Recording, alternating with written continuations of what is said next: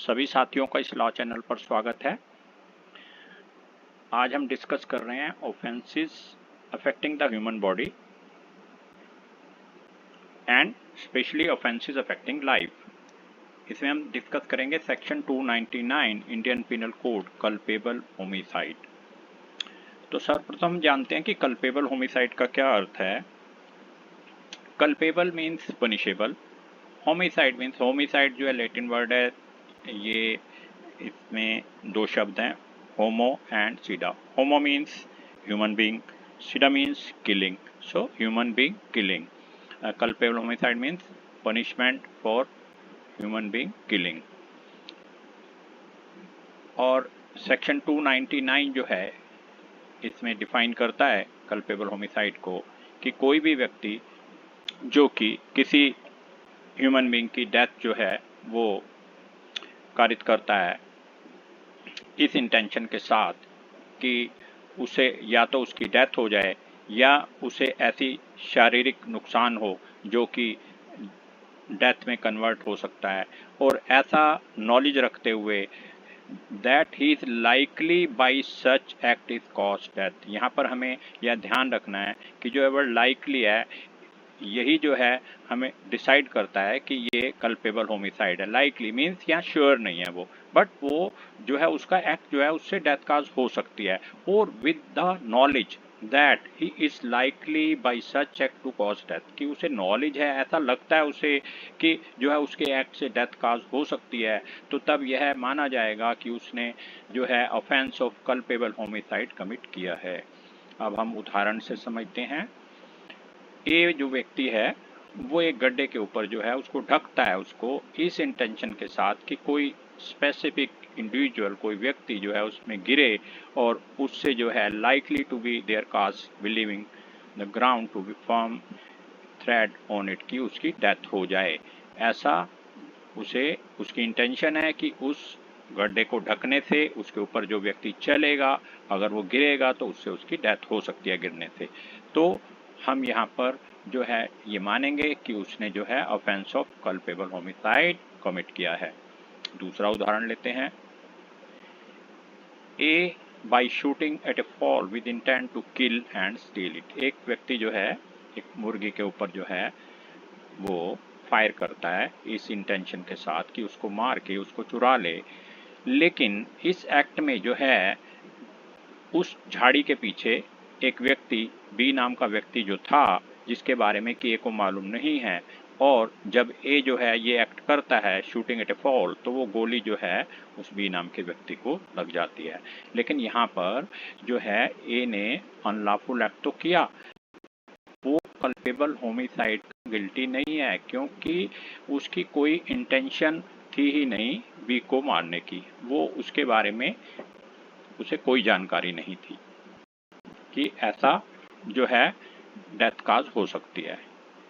Section 299 जो है ये 3 एक्सप्लेनेशन जो है उसके बारे में डिस्कस करता है, ये कि 3 स्थितियां अलग अलग हो सकती हैं ऐसी कि कब जो है कल्पेबल होमिसाइड होगा या नहीं होगा।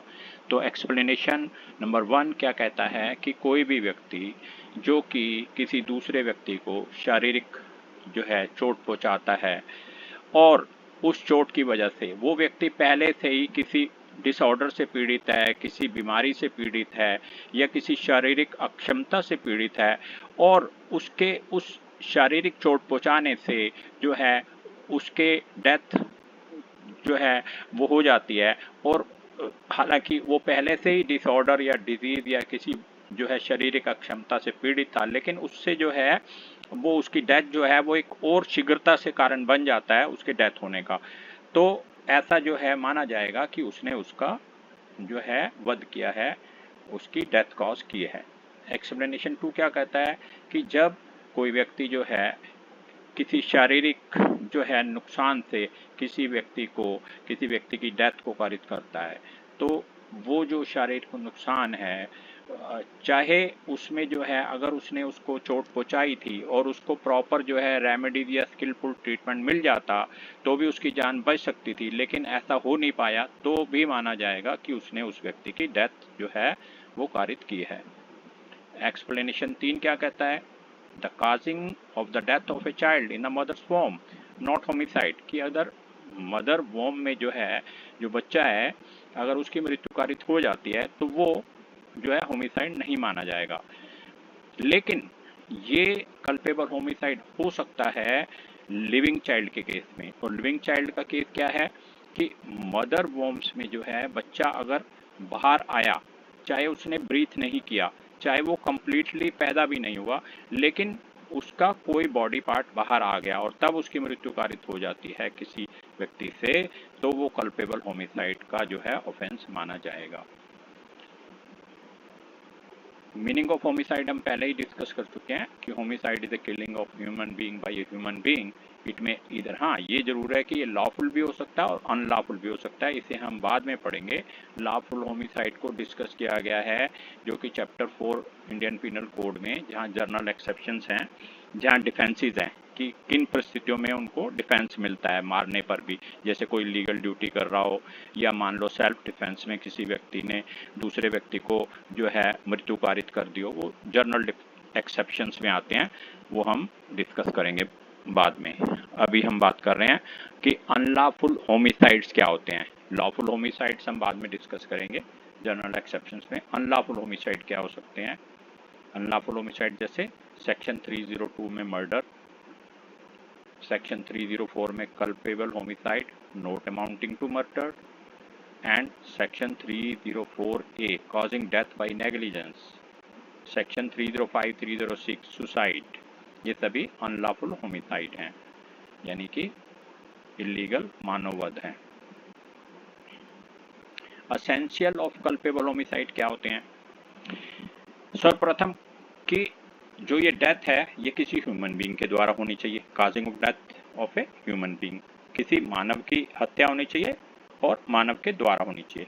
सच death must have been caused by doing an act, कि कोई एक्ट होना चाहिए जिससे कि मृत्यु हो जाए।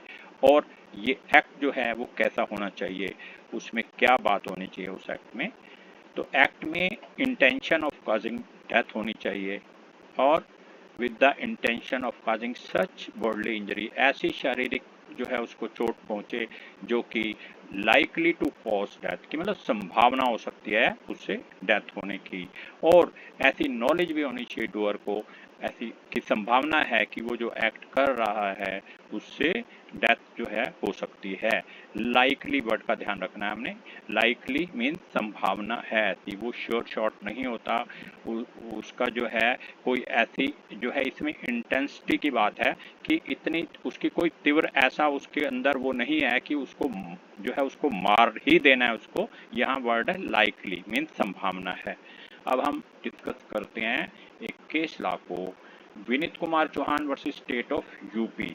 तो इस केस में क्या हुआ था साथियों कि जो एक्यूज है और विक्टिम है वो दोनों पड़ोसी हैं, तो उन दोनों के बीच में जो है किसी बात के ऊपर वाद विवाद होता है, और यानी यहाँ पर एक्यूज और family members of the victim, उनमें कोई किसी बात पे वाद विवाद है। तो इसी वाद विवाद में जो है एक्यूज जो है वो अपने घर आता है तेजी से और अपने फादर का रिवॉल्वर उठा लेता है, और उसके बाद जो है फायर्ड इनडिस्क्रिमिनेटली मीन्स अंधाधुंध जो है फायर कर देता है विक्टिम हाउस पर।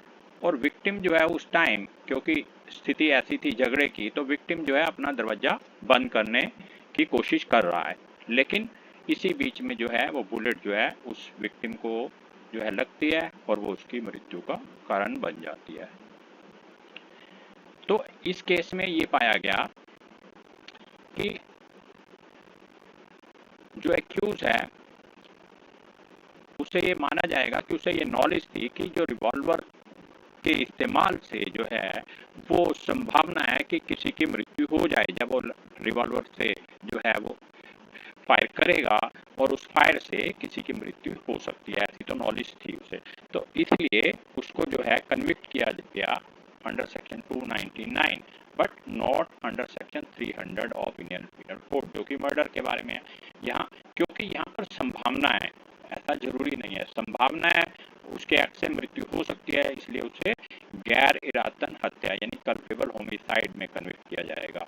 तो साथियों मिलते हैं, इसके बाद डिस्कस करेंगे हम कि कल्पेबल होमिसाइड और मर्डर में क्या डिफरेंस है, और जो है सेक्शन 300 को डिस्कस करेंगे murder, and then onwards section 304, 304 ये सभी डिस्कस करेंगे हम जो कि मर्डर के बारे में है।